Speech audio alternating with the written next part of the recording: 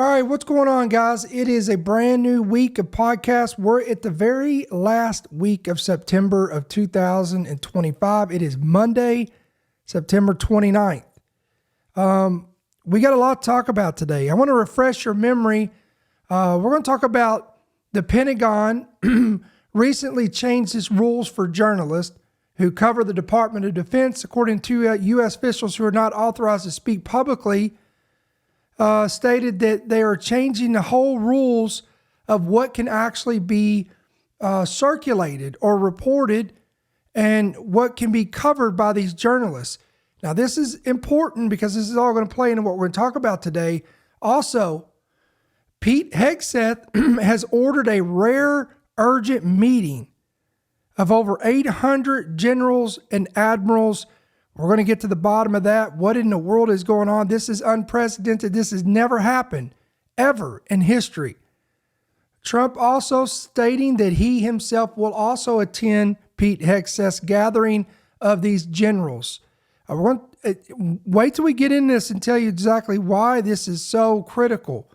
Meanwhile, the United States is preparing options for military strikes on drug targets inside of Venezuela.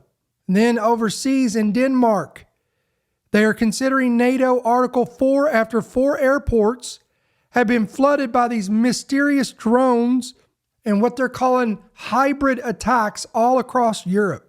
Meanwhile, the U.S. Navy just carried out a 7,500-mile thermonuclear weapons test off the coast of Florida. Russia is breathing new threats, a warning that any aggression against them will be met with a decisive response.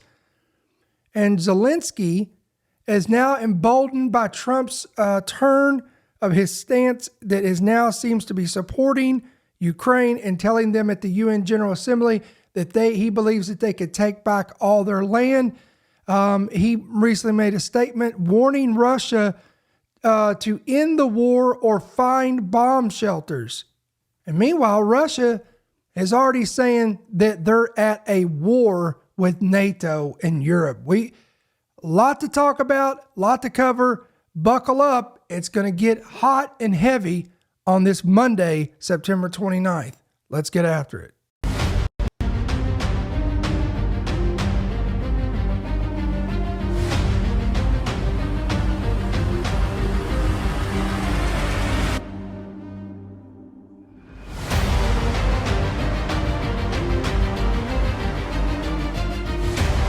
The following program is brought to you by friends and partners of End Time Headlines. All right, I hope everybody's had a great week this week. It's good to be back with you guys in the studio. We were going to try to get on here this weekend, but we had a lot of stuff going on, family stuff that we attended to, and just time got away from us, but that's okay. We've got a jam-packed week this week, a lot of talking points, a lot of things I want to talk about this week. We're kicking it off today. This is a major event, guys, that we didn't cover last week, and we wanted to make sure that we put this right up front, and so this is what we're going to talk about tonight. So before we get started, you know the drill. Hit that like button, hit that subscribe button, hit that bell notification. That's going to help us both out. And if you're new to the broadcast, new in the chat, new listening, whatever the case may be, we welcome you to the program. Let us know that you're new and where you guys are tuning in from. All right, y'all remember this story? This is from NPR. Defense Secretary Hegseth requires new pledge for reporters at the Pentagon. Again, this was reported about 9 days ago. The Pentagon will drastically change its rules for journalists who cover the Department of Defense. 2 U.S. officials who are not authorized to speak publicly confirmed to NPR. The move drew sharp criticism from news organizations who said it, quote, violated the bedrock of free press. Going forward, listen to this, journalists must sign a pledge not to gather any information, including unclassified reports, that hasn't been authorized for release. Using the, quote, rebrand Department of War acronym, the DOW, the 17-page document obtained by NPR outlining the new rules for the media says those who fail to obey the new policy will lose their press credentials, cutting off access to the headquarters of the largest department in the U.S. government. Quote, DOW remains committed to transparency to promote accountability and public trust. according to the document. However, DOW information must be approved for public release by an appropriate authorizing official before it is released, even if it is unclassified. Then this is the story that broke. This went everywhere. This went viral. A lot of people were talking about this, and we've got some reaction videos to this as well. Pete Hegseth orders rare, urgent meeting of hundreds of generals and admirals. Okay, Defense Secretary Pete Hegseth has ordered hundreds of the U.S. military generals and admirals to gather on short notice and without a stated reason at a Marine Corps base in Virginia this week. Because again, when this was first reported, that would have been last week. But now we're talking about this week. They're all meeting, all these admirals and generals. Secretary Pete Hegseth summoning hundreds of American generals, admirals, and senior officers from around the world for an urgent meeting in Quantico, Virginia. What's behind this? Here's Martha Raddatz. Tonight, in an unprecedented move, Secretary Pete Hegseth asking all U.S. general officers and admirals in command positions and senior enlisted leaders around the world to gather at the U.S. Marine base in Quantico, Virginia. That means hundreds of senior officers. The Pentagon saying in a statement the Secretary of War will be addressing his senior military leaders early next week. But the Pentagon has not given a reason for the massive meeting, even those told to attend telling ABC News they are unaware of what prompted the meeting and what will be discussed.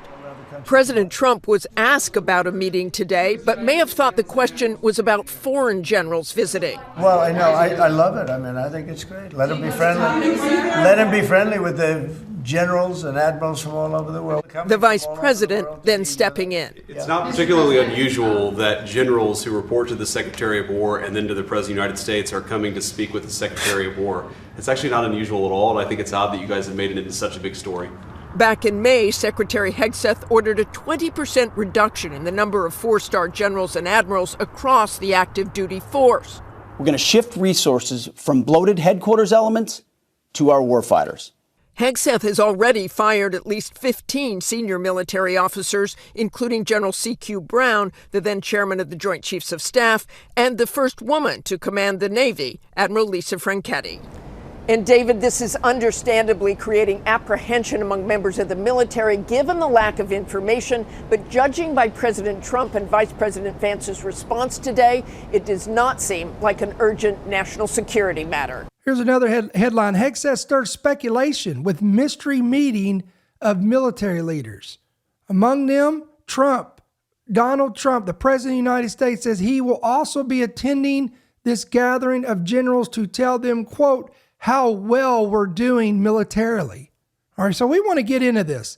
All right, so let's recap this real quick on the little bit of the details, and then we're going to give you some reactions. Secretary of War Pete Hegseth just summoned every top general and admiral to Washington, something that only happens when war is on the table. So is this just routine? Or is Washington quietly gearing up with a war with Russia? Wow. Let's take a look at this. This is from the Washington Post saying that Defense Secretary, they're still calling him the Defense Secretary, but remember, he renamed himself the Secretary of War. As Pete Hegseth has ordered hundreds of the U.S. military's generals and admirals to gather on short notice and without a stated reason at a Marine Corps base in Virginia next week, sowing confusion and alarm after the Trump administration's firing of numerous senior leaders this year.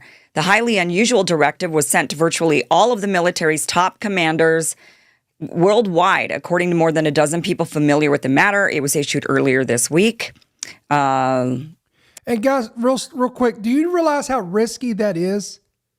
How risky it is for us to put all of these individuals, these high-profile individuals, these generals, the admirals, even the President of the United States, the Vice President, everybody, in one central location. This is so dangerous. A foreign adversary could literally take one shot and wipe out the entire leadership of the United States. This is crazy. In a statement Thursday, Pentagon spokesman Sean Parnell affirmed that Hegseth will be addressing his senior military leaders, but he offered no additional details. Parnell said a senior advisor to the defense secretary voiced no security concerns about the Washington Post reporting on the meeting scheduled for Tuesday in Quantico, Virginia. It was not immediately clear whether the White House is involved with the meeting or if President Trump also intends to be there. A spokesperson referred questions to the Pentagon. So, well, we know that's been updated and Trump is going to be there. Clearly, the administration is okay with people finding out about this, which makes us wonder, what is the point of this meeting? Why would they be calling all of the top generals, all the top brass, all the top admirals to Virginia next week? Could it be war with Russia? Signs are pointing to yes. I mean, of course, it could just be Pete Hegseth wanting to do some hardcore PT and drink some drink some beers with the boys or whatever. Yeah, I don't think so. That's what he's been going around doing. I could hope that that's all that this is. It would be, it makes no sense. It would be really ridiculous and stupid, but it would be much better than the alternative, which is potentially we're marching into a war with Russia. If Pete Hegseth is just calling them all together to, have a little bit of a bonding session over some PT. But instead, this is what we're getting from the Kremlin. The Kremlin is accusing NATO of directly being involved in the war, not just it being a proxy war, but being directly involved, which is why the alarm bells are raising that this could actually mean war with Russia is actually on the table. We've heard Donald Trump over the last couple of days talking about there is no negotiation anymore with Russia, essentially, that he believes Ukraine can win and take back all of the territory, and that he's going to be supplying Ukraine with all the weapons they need. Let me stop real quick. This is why, guys, this is why I believe that Zelensky is getting so bold now. He's emboldened by Trump. Remember, we talked about this. Look at this. Ukrainian President Zelensky warned that Kremlin will become a target and Russian officials could check for bomb shelters if Moscow does not stop its invasion of his country. Now, why all of a sudden has Zelensky become this roaring lion with such boldness is because Trump has changed his tune, and it appears that he has turned on Putin. Quote, they have to know where their bomb shelters are. Zelensky told Axios in an interview they need it. If they will not stop the war, they will need it in any case. Answering criticism from U.S. President Donald Trump and his right-wing government over the indefinite suspension of elections in wartime Ukraine, Zelensky also told Axios that he would not seek to remain in power once peace comes. My goal is to finish the war, not to continue to run for office, he said. Finish the war. Interesting. Russia has occupied about 20% of Ukraine and rained bombs and missiles on civilian and military sites across the entire country since launching its full-scale invasion back in 2022. Can you believe that? 3 years ago.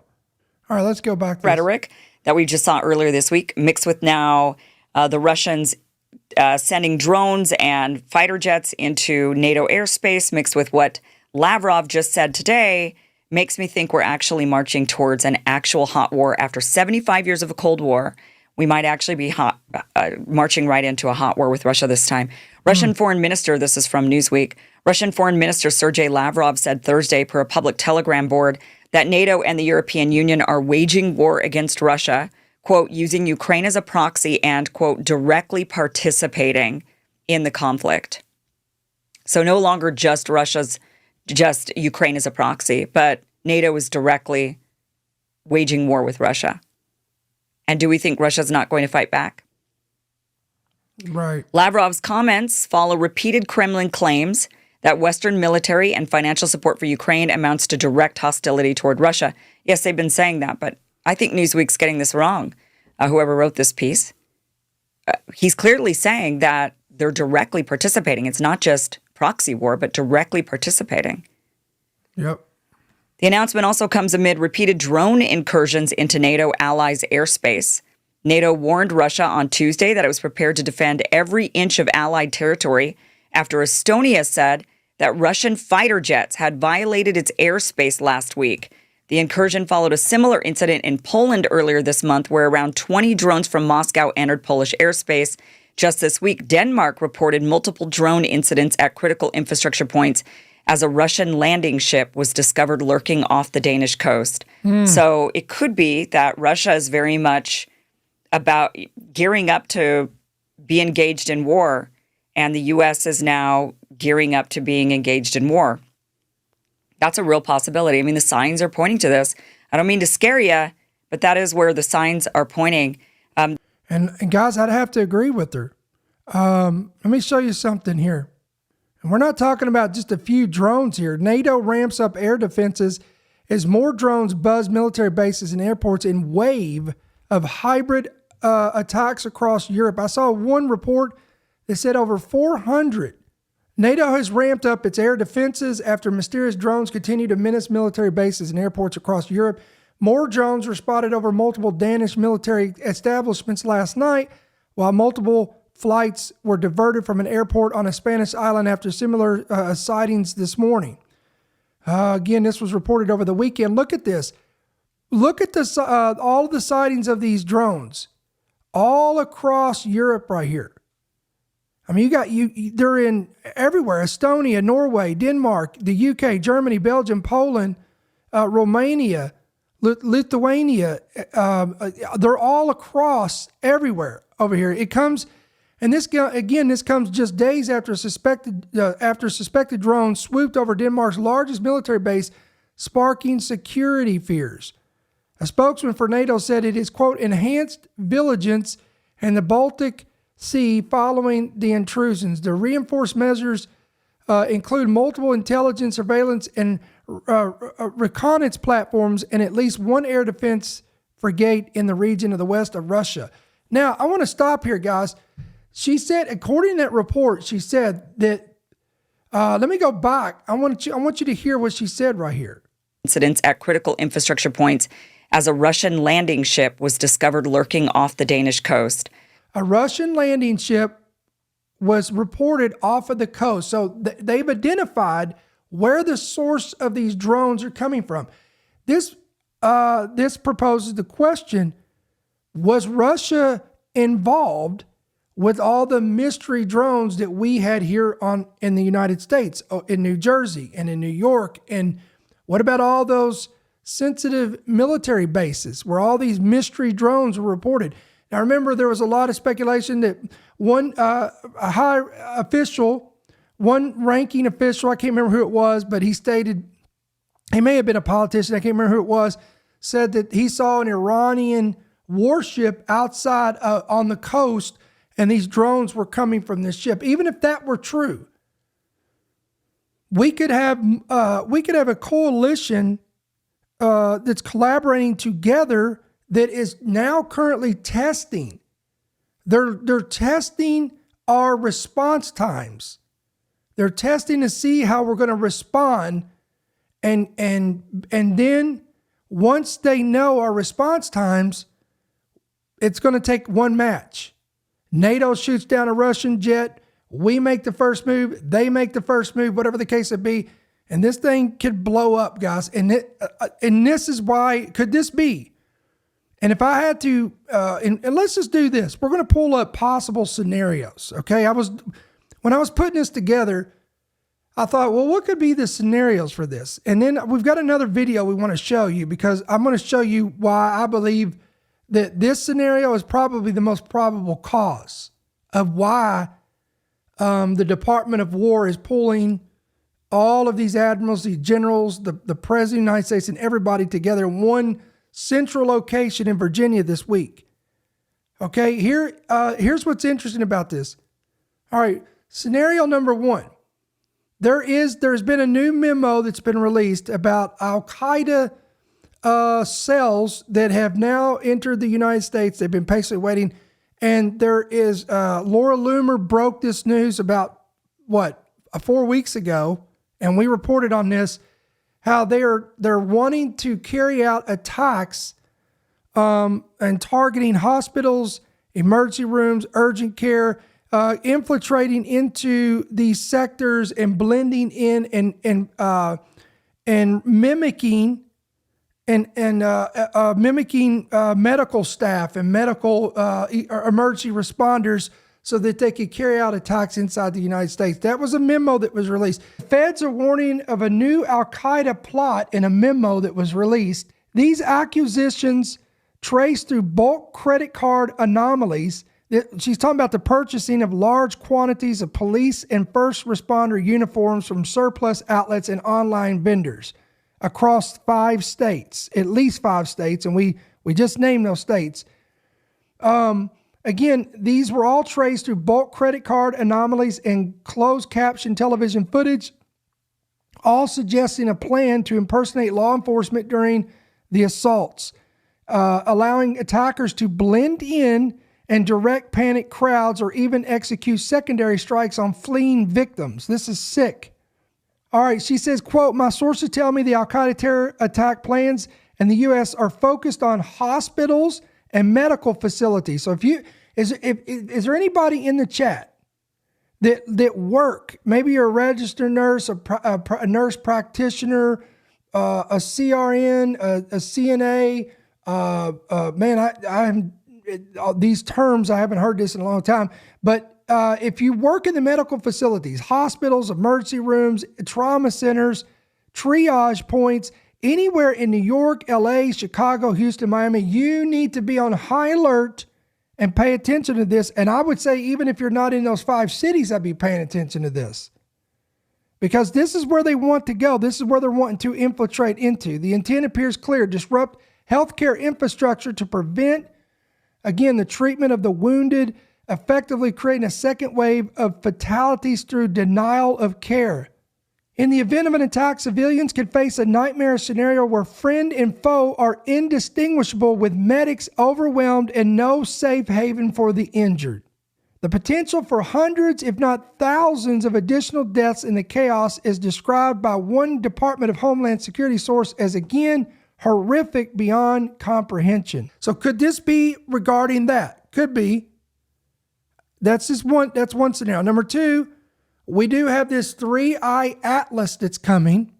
So is 3-eye Atlas a space rock? Is it an alien craft? Now, you'll recall back in January, Jeremy Corbell, UFO documentarian, filmmaker, researcher, obviously been to Capitol Hill. He's met with all of these people. He warned all of us that the lie they were going to tell coming forward now was that we would be visited by some large interstellar craft, would be heading towards Earth. It would be extraterrestrial in origin, and we better batten down the hatches, get ready for it. I don't know, turn over all of our biometrics, give up all of our freedom, all of that.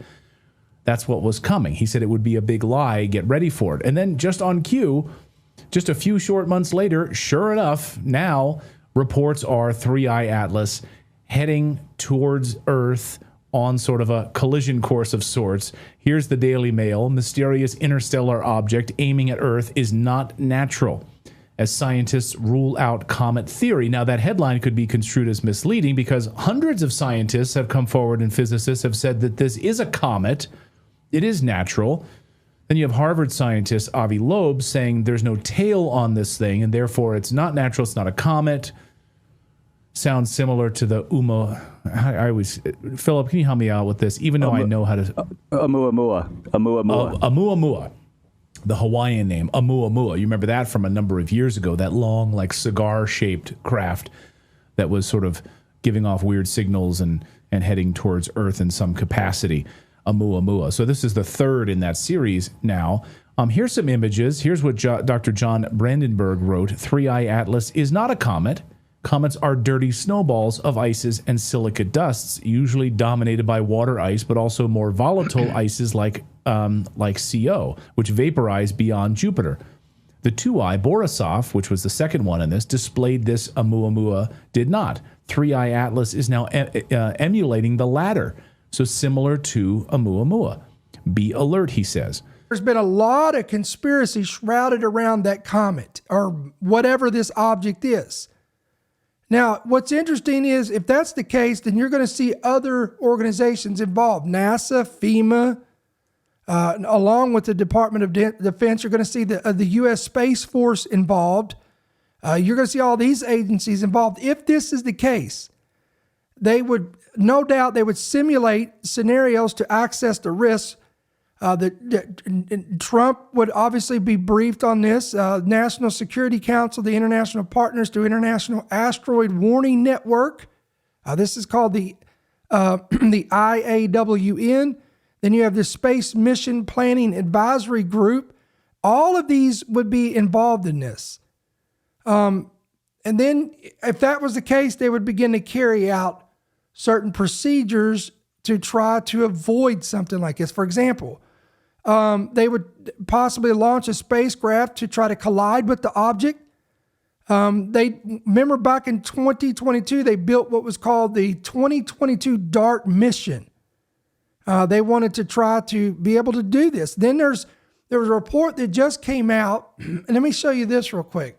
I'm not sure if you guys saw this report, but look at this. Look at this headline. This is from News Nation. Scientists eye nuclear options as asteroid barrels toward moon. What is this all about?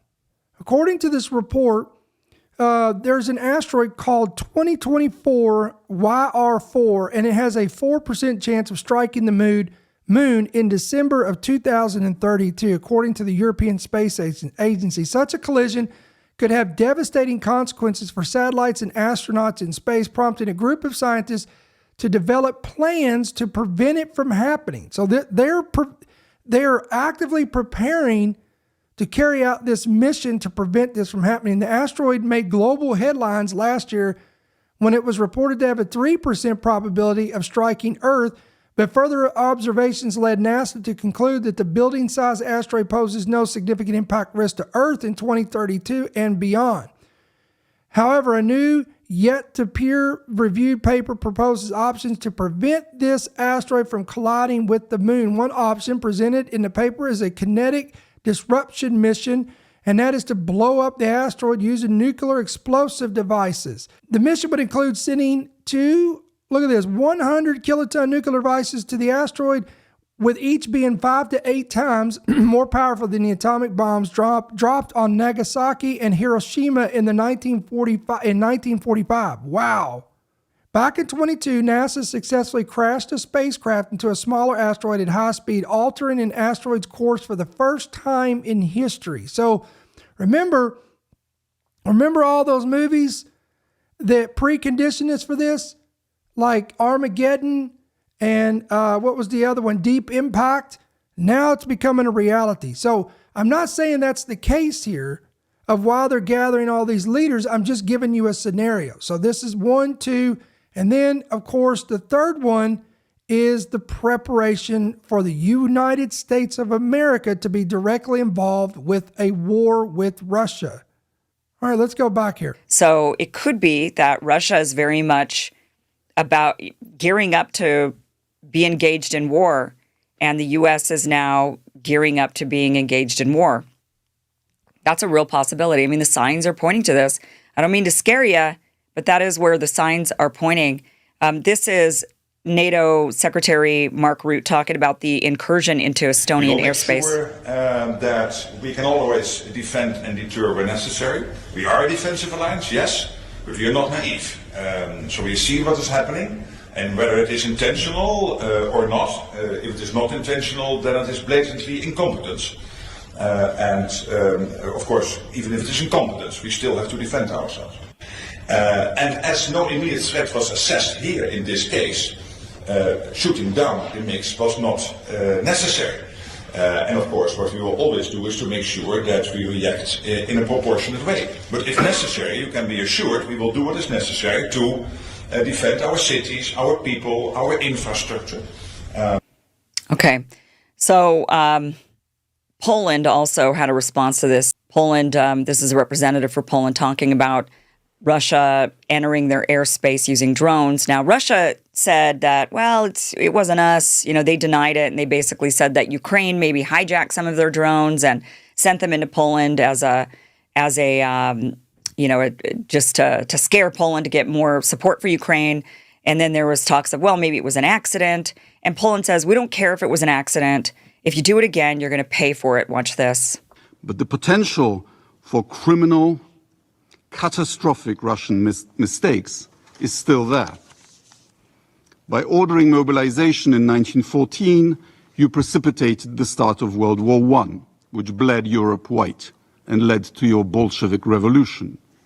By signing the Hitler-Stalin Pact, you helped launch World War II, the bloodiest in history. By Sovietizing Central Europe, you caused the Cold War. Don't start another one. We are peaceful democracies who have studiously avoided actively joining your attempt to reconquer Ukraine. But we will not be intimidated. I have only one request to the Russian government. If another missile or aircraft enters our space without permission, deliberately or by mistake, and gets shot down and the wreckage falls on NATO territory, please don't come here to whine about it. All right, then we've got reports that President Donald Trump has not approved any action yet, and the U.S. and Venezuela are talking through Middle Eastern intermediaries, according to NBC News. But U.S. is reportedly preparing for more military strikes on drug cartels and drug traffickers inside Venezuela. This report says strikes could come within a matter of weeks. Those sources are two U.S. officials familiar with the planning and two other sources familiar with the discussions. Now, I do want to point out something here that I think is interesting. Do you realize, many people don't realize this, but there's key countries that have strategic interests in Venezuela. For example, major global powers, guys, Russia being one of them. As Venezuela's closest military ally, Russia provides arms, training, and intelligence support, and it views Venezuela as a foothold to counter U.S. dominance in the Western Hemisphere with potential for naval deployments or even arms shipments in a conflict scenario. Okay, so you have Russia that has interest in Venezuela. Then you have China. China, the largest creditor to Venezuela, with billions in oil-backed loans and infrastructure investments under the Belt and Road Initiative. China sees Venezuela as a key energy supplier and strategic partner in Latin America to offset U.S. influence. It has condemned U.S. military buildup and pledged economic support. And then Iran. Russia, China, Iran. Iran is an ideological and economic partner. Iran trades oil for Venezuela gold and has supplied drones and fuel amid sanctions. And in the event of a U.S. conflict, Iran could escalate anti-U.S. actions by bolstering Venezuela's defenses or disrupting regional shipping. And then, of course, you have regional and ideological allies that Venezuela has as well. For example, Cuba. Cuba provides intelligence, medical personnel, and ideological solidarity through what's called ALBA TCB bloc, which is this is Cuba's proximity and deep ties, making it a frontline supporter, potentially coordinating resistance or refugee support in the event of a war. Turkey engages in gold trade and economic deals to bypass sanctions. Turkey has backed them diplomatically and can provide logistical or financial aid, leveraging its NATO status for leverage against the U.S. And then Syria. They often offer their rhetorical support and minor military technical cooperation as part of the anti-Western axis, though its involvement would likely be limited. So we're probably just going to, we would be such a limited support. We still have Turkey, Cuba, Iran, China, and Russia. Again, this is why, of those three scenarios that we presented of why they're having this unprecedented meeting in Virginia this week, what would deem and merit something so risky? Is it the memo of terrorism in the U.S.? I don't believe that's what it's about. Is it about 3-Eye Atlas? I don't believe that's what it's about. Or the last and most plausible scenario is indeed a possible involvement of the United States of America into a full-scale war with Russia. I know, just like Kim said in the video we watched, I know this is nerve-wracking, and we're not here to try to promote fear. We're just telling you, we're warning you. We're the watchmen on the wall, seeing what's going on, and we have to prepare actively the best we can, physically, financially, and spiritually. Now, I'm going to pull up this is another reaction video. This is from Prepper News. This is the guy that's speaking on here is Canadian Prepper. He brings out some very interesting points here that I want you to hear. All right, let's go. Years. And I can tell you beyond a shadow of a doubt, with the highest degree of confidence, we're at the terminus. I have never had such a bad feeling about what's about to happen than what I do right now. That feeling, of course, is informed by facts, for the record, that we'll talk about in just a moment.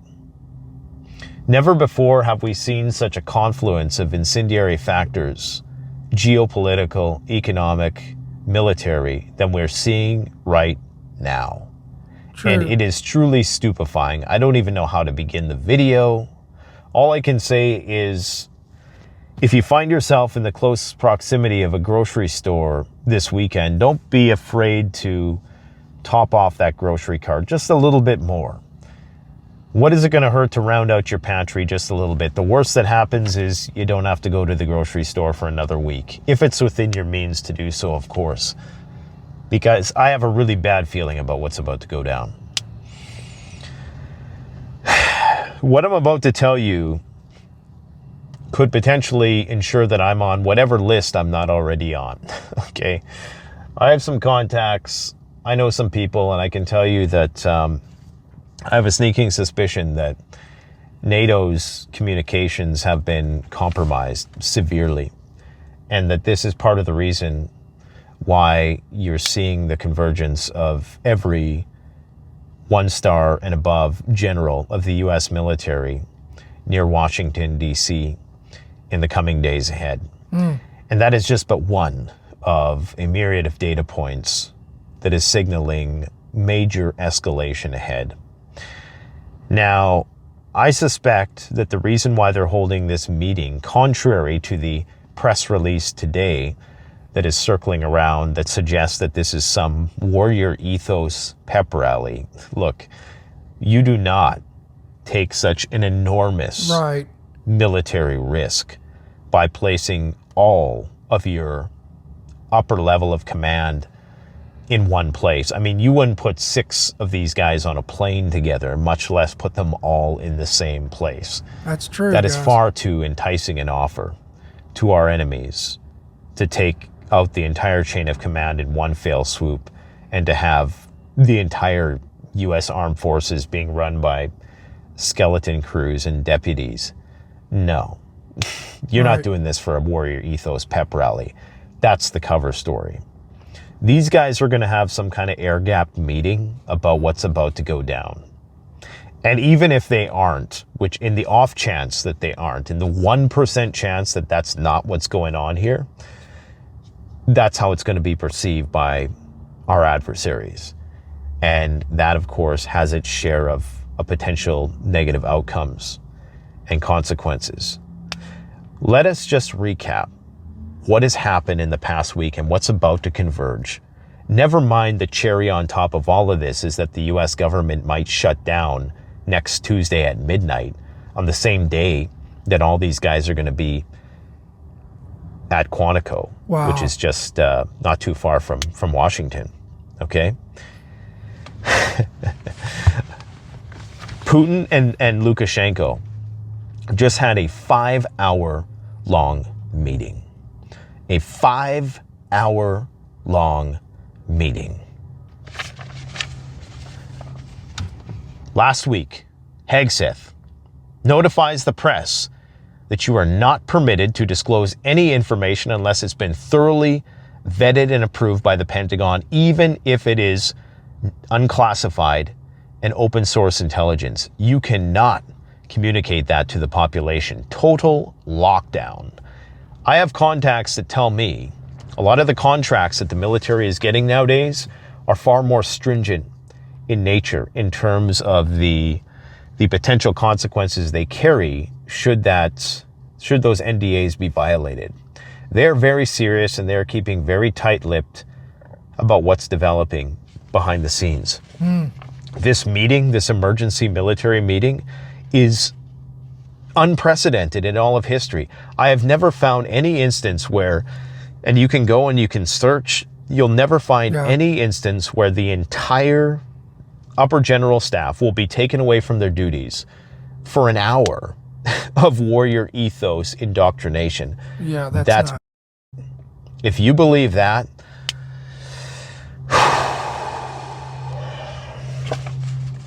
Russia in the past week, allegedly, has flown drones in and around the following countries: Moldova, Poland, Romania, Estonia, Sweden, France, Germany, Norway, and Denmark, to name a few. They've also tracked German satellites with Russian satellites, and we know that Russia has the ability to neutralize other satellites with satellites. There was a massive nuclear exercise. There was the warning from Vladimir Putin that New START was going to be expired, and unfortunately his calls for postponing its expiration were not well received by Washington. This, of course, was a veiled threat. The unveiled threat came in the form of Dmitry Medvedev threatening nuclear war with the United States. This is out of the ordinary, considering he had reined it in recently, I'm sure at the advice of Vladimir Putin himself. After that exchange with Donald Trump a few months ago, where it kind of got a little hot and heated, I'm pretty sure the Kremlin told Medvedev that you need to rein this in a little bit because we need to keep this diplomatic facade going on as long as possible. Well, that facade has all but eroded into the dust. You have the United States talking about delivering Tomahawk missiles into Ukraine. Now, they've yet to approve it. They're claiming that they're approving everything but that until this point, but it has now fully entered the discourse and is on its way to becoming a reality. You have Orezhnik missiles now confirmed to be in position in Belarus. You have a statement by Sergei Lavrov, which indicated that the Russians now view NATO and the United States having declared war on Russia. You have South Korea opening fire on a vessel, a North Korean vessel, who fortunately did not return fire. I'm not sure if they lack the means to do so. Venezuela is currently on a full state of alert, anticipating a military invasion by the United States.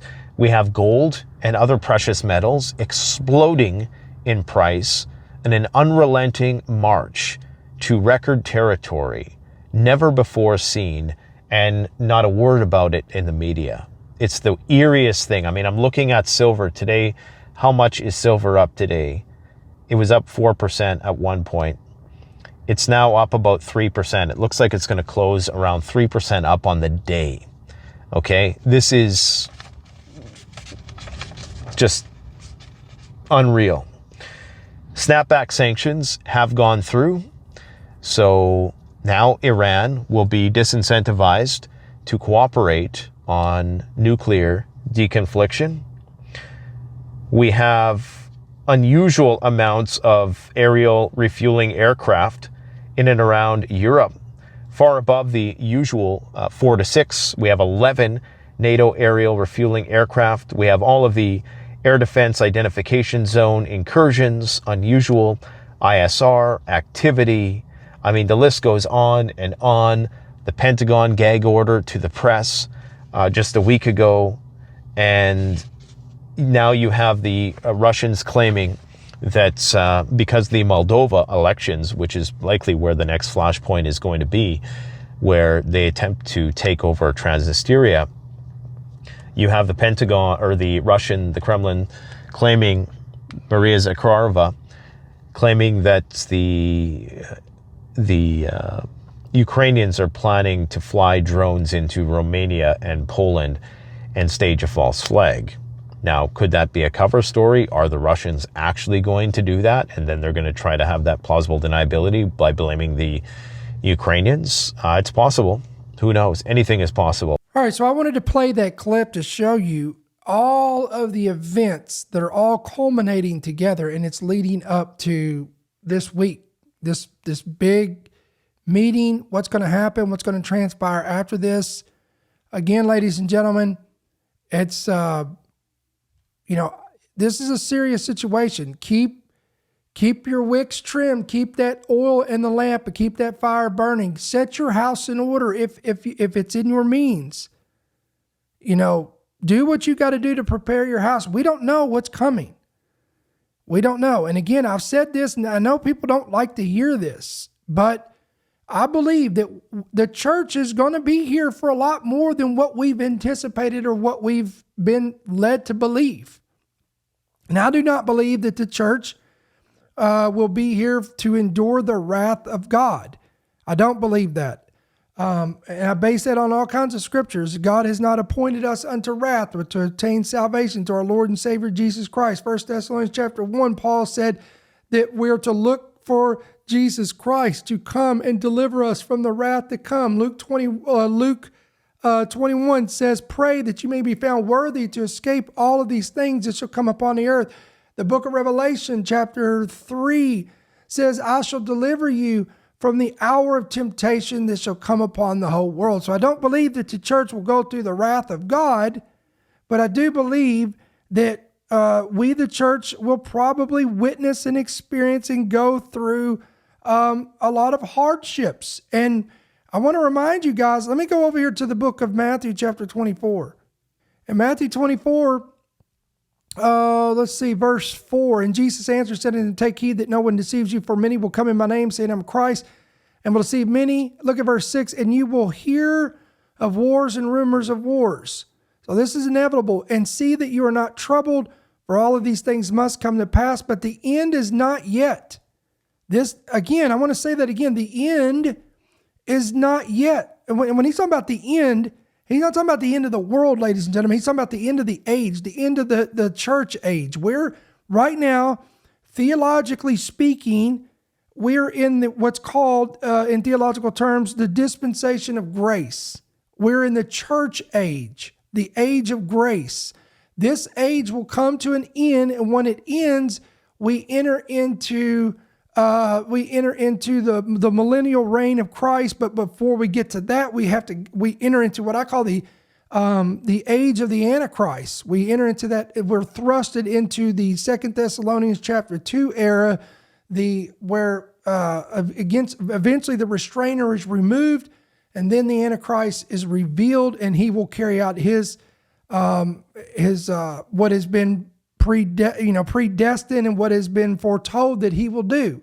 He will bring great deception, great destruction, wars, calamities. Daniel 9:27, he'll sign that peace treaty with Israel. So all that stuff has to come. These things, again, Jesus said, see that you're not troubled, for all these things must come to pass, but the end is not yet. But to say that there's not overwhelming evidence that we're actively preparing for a full-scale conflict is just, it's obvious that we are, guys. I mean, don't bury your head in the sands and don't deny this. Look at this. U.S. Navy puts on a light show with a 7,500-mile thermonuclear weapons test. The multiple Trident II D5 ballistic missiles were fired off the coast of Florida and into the Atlantic. The U.S. Navy launched multiple Trident II D5 ballistic missiles off the coast of Florida and into the Atlantic in the latest test of a system that can deliver thermonuclear warheads thousands of miles away. And just like we went over here, according to Russia's foreign minister and according to Moscow, we are, quote, in a real war with NATO and Europe. So in their perspective, guys, NATO and Europe is already at war with Russia, and now we're directly involved. We're supplying weapons to them. Trump has completely dismantled his relationship with Putin. Putin's made him look like a fool because he brought him to the White House. They had this powwow and they wanted peace, and Putin wasn't interested in all that, and he was playing him. And now Trump has figured that out. Now his eyes are open to this, and this is why he's completely turned on Putin, and now he's focused on Zelensky. And he made that comment about telling Zelensky, I think you can reclaim all your territories that were taken. The full support of the President of the United States is now on to Ukraine and Zelensky. Complete 180 turn. Now, the thing that always lurks in the back of my mind is these men of God who, many of these have saw either in dreams or visions. They have seen conflicts with Russia in the future. We're talking about full-scale invasions of Russia coming into a war with the United States. For example, Dumitru Duduman, he was a Romanian pastor who immigrated to the U.S. He stated that he received a vision in 1984. Now, he says this was from an angel of the Lord about an impending nuclear war. In the vision, Russia, in alliance with China, Cuba, and other nations, launched a preemptive nuclear strike on America, destroying major cities and leading to the country's downfall. Duduman interpreted this as a divine judgment on America for its sins, with eternal chaos enabling the invasion. Duduman interpreted this as divine judgment on America for its sins. Now, of course, he died in 1997, but this has been widely circulated. Many of our listeners probably already know about this. Then you had Henry Groover, an American prayer intercessor. This man was known as an intercessor. He was known for the prayer walker, reported multiple visions starting in the 80s as well of a Russian nuclear attack on the U.S.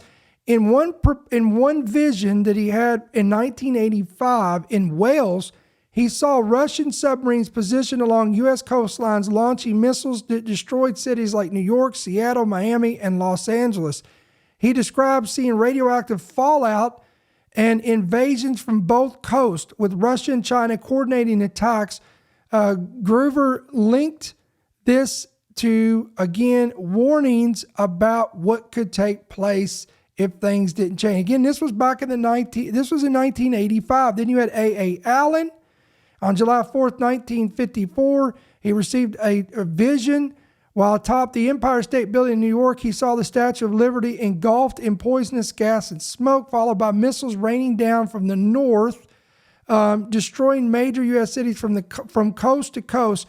Allen interpreted this as a communist invasion involving nuclear weapons and nerve gas, leading to America's total devastation as a form of judgment.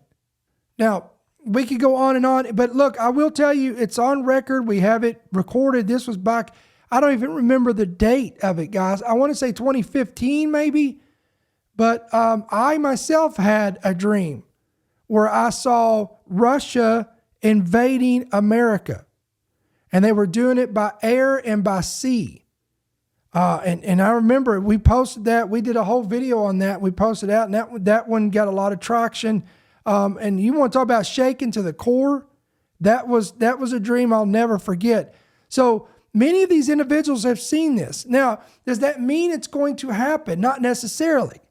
Because many times God will give dreams and visions as a warning of what could take place. And that's why in 2 Chronicles 7:14 says, if my people, which are called by my name, because you got to remember, guys, we can get into a whole debate here, okay? Because first of all, and I said this last night, America is not, in my opinion, not directly mentioned in Bible prophecy. Now, people try to make it fit with symbolisms and all this stuff. In the Old Testament, when you go back 2,000 years ago, there was three major empires that ruled around the entire Mediterranean Sea basin area. This was the Egyptian Empire, the Babylonian Empire, and the Grecian Empire. Okay? That's why when you read the book of Daniel, you read the book of Jeremiah, you read the book of Isaiah, you read these Old Testament prophets, and let's just use the book of Daniel because it correlates with what John saw in 95 AD on the Isle of Patmos when Rome was the Roman Empire was the dominant empire in John's day. Again, 2,000 years ago, you had the Egyptians, the Babylonians, and the Grecian empires. And then in the New Testament, you had the Roman Empire. What's the common denominator, guys? America did not exist. South America was not known. Canada was not known. This is why all these, when you read about the accounts of Daniel, you read accounts of Ezekiel, you read the accounts of John in the book that he wrote in the book of Revelation, all these prophecies are not connected to America. Now, listen, I'm going to stir some feathers because I myself at one point entertained a lot of these things that's been circulated all over social media, such as, because you don't really hear this from a lot of sound theological preachers. and even scholars, they don't really say this. You see this a lot of in fringe internet, social media sites or whatever, but they try to tell you that Mystery Babylon is America. Here's the problem with this, guys. John said it was a city set upon 7 hills, not a country. America is a country, not a city. We got to stop trying to make things fit. Okay? Just because because when you read the description of Revelation 17 and you start talking about Mystery Babylon, but here's another thing. Watch this. John said that it was whatever this city is, it was drunk on the blood of the martyrs. Well, guys, that does not describe New York City, because people say, okay, well, Brother Ricky, it was not a country, so we're going to go with New York City. New York City's Mystery Babylon. They're not drunk on the blood of the martyrs, guys, as bad as it is right now. Now, I stand to be corrected if the Lord does not tarry and we go however long into the future and we start seeing persecution here on American soil like we see overseas or like we saw in biblical times, then this could change the perspective of everything. But if we were to talk right now, present tense, 2025, the Christians are not being martyred like they were under the Roman Empire in New York City. Okay, guys, in Rome, they were taking Christians and they were crucifying them on crosses and setting them on fire at night to light up the entire city of Rome. Well, that's not America. We're not doing that right now. So again, I'm trying to tell you guys, stop trying to make we got to stop trying to make things fit that don't fit. Okay, now what was the whole purpose of me saying that? The purpose of me saying that is this, is that we can't allow our emotions to get the best of us. We can't allow, our fears and anxieties and worries to begin to push us outside of the Word of God. We have to remain in the Word of God. And I'm going to trust what Jesus said. We're going to hear about wars and rumors of wars. We're going to see these things, and to be not troubled. Let me say that again for the back row. When you hear of wars and rumors of wars, that's what our topic is today, in case you haven't figured that out. See that you're not troubled. See that you're not filled with anxiety, worry, and fear, and uncertainty. But all of these things must come to pass, but the end is not yet. I said the end is not yet. This gospel of the kingdom shall be preached into all the world as a witness, and then the end shall come. If you go to that same passage, let me pull it up. Look at this. Right here, verse 7. For nation will rise against nation, and kingdom against kingdom. We're seeing that right now, ladies and gentlemen. And there will be famines, pestilence, and earthquakes. And all these are the beginning of sorrows. The fact... Let me steal a line from the Apostle Paul. Many of those people in the church of Thessalonica was losing their minds because a letter had been forged in Paul's name telling them that they had missed the rapture of the Lord. They had missed the catching away, the gathering together. And Paul had to come in and comfort them in saying, look, when I was with you, I told you things that must transpire and take place. And he even gives you the order of those events. So I'm telling you guys, listen, we're not in the tribulation as many people try to portray and say that we are. We are in the birth pangs of the Messiah. So we can choose to either be fearful or we can choose to be excited because, and this is where I'm going to leave you with this, okay? Again, keep praying, keep preparing your household the best that you can, and then leave the rest in God's hands. Don't worry about this stuff. Don't let it rob your sleep and rob your peace. You can only what did Paul say in Ephesians chapter 6? Put on the armor of God. Put on the helmet of salvation, the shield of faith, the breastplate of righteousness, the belt of truth, the gospel of peace, the sword of the word of God. Put on the whole armor of God. And having done all, stand.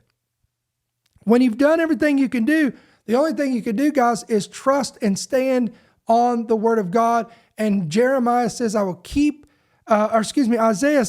keep that man in perfect peace whose mind is stayed upon thee. So that's what I choose to do, and I pray that you would do the same. I want to leave you with Luke 21:28. Jesus said, when you begin to see all of these things coming to pass, look up and lift up your heads, because your redemption is drawing near. Again, guys, endtimeheadlines.org, endtimeheadlines.com. We pray that you've been blessed by our content and the information that we provided. Let us know your thoughts in the chat, in the comments, as always. And we're going to be signing off for tonight. Before we do that, as always, guys, if you've not picked up our free app, we want to encourage you to pick it up today on Apple and Android. It's absolutely free. You can download it today, hit yes to push notifications, and that way you can be informed of everything that we put out and all of our content. In case social media doesn't alert you, YouTube, whatever the case may be, that's how you can do that. And also, if you're blessed by our ministry and you enjoy our content and you'd like to know about becoming a partner of our ministry, here's a real short clip for you to watch that can inform you on how to do that, and we'll be right back. If you enjoy our content and would like to partner with End Time Headlines, helping us make more people aware of the times and seasons which we are in from a prophetic perspective, you can go to endtimeheadlines.org and click Support. Here you can give a one-time gift or a monthly pledge on our main website. This page also shows you how to give electronically through Cash App or Venmo. If you would like to give by check or money order, you can make it out to End Time Headlines at P.O. Box 1391, Monroe, Georgia 30655. Or you can give through our free End Time Headlines app by pressing the bottom right button that says Donate. All right, guys, so that's going to wrap it up today. Tomorrow, I plan on talking about the mandated digital ID, how this is yet another stepping stone to the mark of the beast and the beast system. You don't want to miss that program. Again, that'll be tomorrow night, Tuesday night, on the 30th, the last day of September of 2025. So make sure you join us for that program. So guys, we're going to sign off for tonight. We hope you have a great rest of your evening. Again, don't forget to hit that like button, hit that subscribe button, hit that bell notification, and we'll see you guys on the next one. Thank you for listening to the End Time Headlines podcast. We pray that you've been blessed and equipped by today's message. For more information about how you can help partner with our ministry, please visit endtimeheadlines.org.